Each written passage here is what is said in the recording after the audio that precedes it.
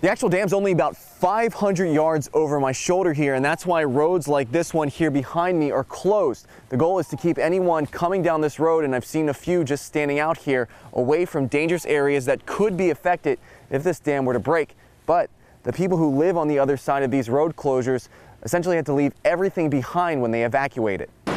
Road closures throughout Moore County meant many people couldn't get home. Bill Nunn was one of them. He was forced to evacuate his home earlier this week. I had to be boated out. Because of that, he left a lot behind and was waiting on a sheriff to escort him to his house. I'm running out of daylight and I need to get down there. Patrick Brock was also forced to evacuate from his house fast. I grabbed the wife and the kids, loaded in the truck, and we just left. However, in racing out of his home, he left behind his family's 4 dogs. When I spoke to him, Brock was telling me he was waiting to see if they would let him go back and get them. Listen, I'm in a low area, so if I don't get to go, I understand. But luck was on Brock's side. What's the word? You good? Way it is now for where you're at. Okay. You can go in, but you have to come right back. Driving past the boundaries, you could still see the effects left behind from Hurricane Matthew. One neighborhood was still completely flooded. Brock says he worked his whole life in fire rescue and law enforcement, was prepared to break the bad news to his family about not being allowed to get his dogs. I was not expecting it in the least, but I'm glad that I can. I've got two kids that are worried to death about their pet. When Brock finally got to his house, the dogs were just as excited to see Brock as he was to get them home. And one wasn't able to walk out on its own. 3-week-old Pumpkin Spice was put in the crate with its mom while Brock drove back to higher ground. My suggestion, if you're buying property, if it's got damn river in the name, don't buy it. And I was talking to some of the law enforcement officials that have been manning these road closures throughout the day. They tell me they're going to be on 12-hour shifts throughout the entire night, making sure that people stay safe and don't get past these roads. Earlier in the day, Moore County officials did say, though, about 78 people chose to stay behind regardless of mandatory evacuations. Reporting here in Moore County, AJ Janavel for CBS North Carolina. This is a road. The only way you can really tell is by seeing what's been left behind. This is just awful. The elderly that's been here all their life and to lose their homes, it's really sad. I'm 45 and I've never seen it flood like this in this area.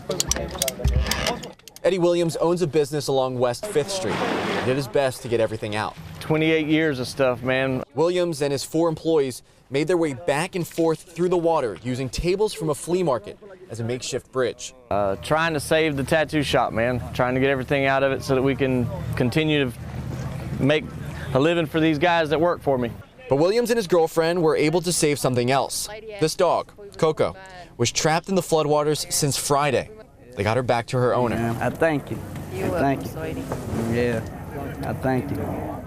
And all of this was with the help of Sean Wagner, who lent not only himself to carry supplies back and forth, but his massive tow truck. Wagner has been making this run through the feet of floodwaters since Saturday.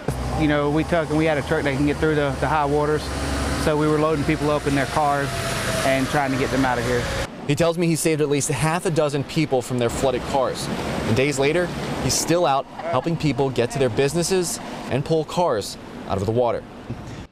I'm going door to door and I'm begging for money so I don't have to resort to robbery. A week ago, several neighbors along Carroll Street say this man knocked on their door, panhandling. They tell me when reports came out of Rollin Owen's arrest this past Tuesday, they knew it was the same person.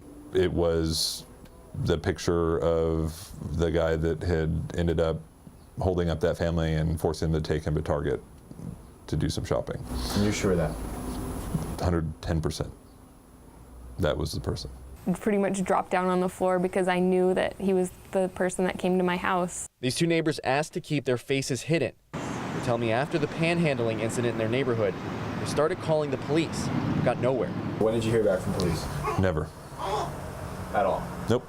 I let them know also that we had, video camera footage of somebody, because I was just trying to, help them put connections together if there was things that were going on.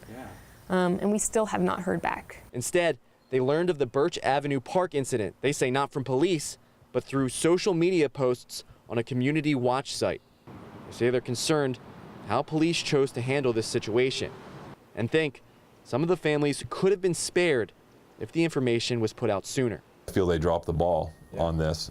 I gave them I had a good description of this man who ended up doing these crimes on Thursday. We had tried to do something about it, and there was another family that was hurt by the police inaction. Practice, practice, practice. The Cary Marching Band has been perfecting this routine for months. And even though it's a lot of repetition, it's definitely not getting boring. I'm happy, I'm nervous, I'm excited. You know, it's an entire array of emotions that's just running through. Senior member of the drumline, Noah Marcus, tells me in his 4 years of band, he would never have thought he would be walking in the Macys Thanksgiving Day Parade. Heck, he's never even been to New York. But even though it's a huge honor, it's taking a lot to get there. My section, the drumline, we went in front of Trader Joe's and we played for a while, had a little concert, and got donations. In total, the trip costs about $350,000. With that, you'll get a whole week in New York, seeing the sights and the city, and of course, the once-in-a-lifetime chance playing in the parade. Not many people get to do that. They'll always have that memory, walking down New York and the buildings everywhere and being right behind one of the big balloons. This is band director Matt Minnick's first time in the parade too, despite decades of being a part of marching band. He says he feels like the band's dad, not just for his daughter in the color guard, but for the other 100+ kids who have practiced for this for months. They've worked hard. They're well trained. They're gonna be fine. And for band members like Marcus, it's been grueling, but he knows it's worth it.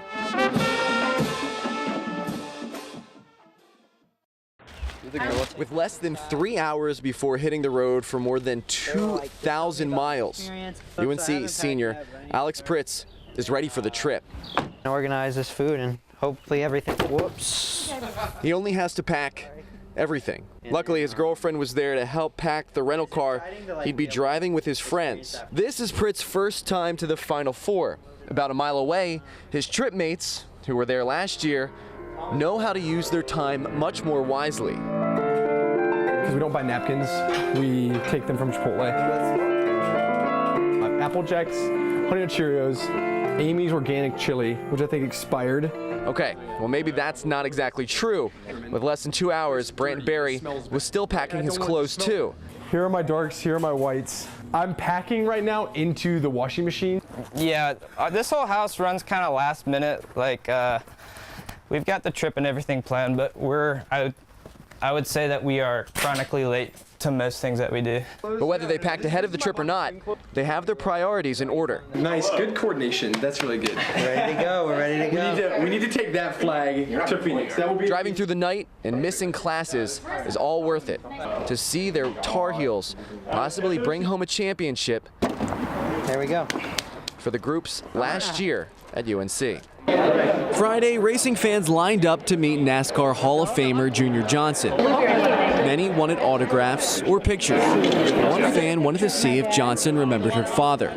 That's when he busted Junior Johnson. Before Johnson ever started professionally racing, he was outrunning the law in souped-up cars loaded with gallons of illegal moonshine on North Carolina back roads. But I know that I had a fast car and I was a good driver. And the police couldn't drive a peg in the ground. For years, he outran ATF officers, known as revenuers, in his souped-up cars. He tells me it was a good life, and Johnson was never caught on the road. But eventually, they did catch up with him. I thought he arrested you up in there. Bletner's father and several other ATF agents found the Johnson's family Moonshine Mill one morning while Johnson was working it. Johnson was sentenced to 2 years, served a little less than half, and got out on parole. He tells me when he got out, he was done with moonshining. Racing cars was the obvious transition. Easy, because I already had the experience in driving them liquor cars. Decades later, Johnson is a Hall of Fame driver and team owner, thanks to illegal moonshine. And his father's recipe that created his life story can easily be picked up in most ABC stores. Johnson says he credits everything in his life to that moonshine. Reporting in Raleigh, AJ Janavel for CBS North Carolina.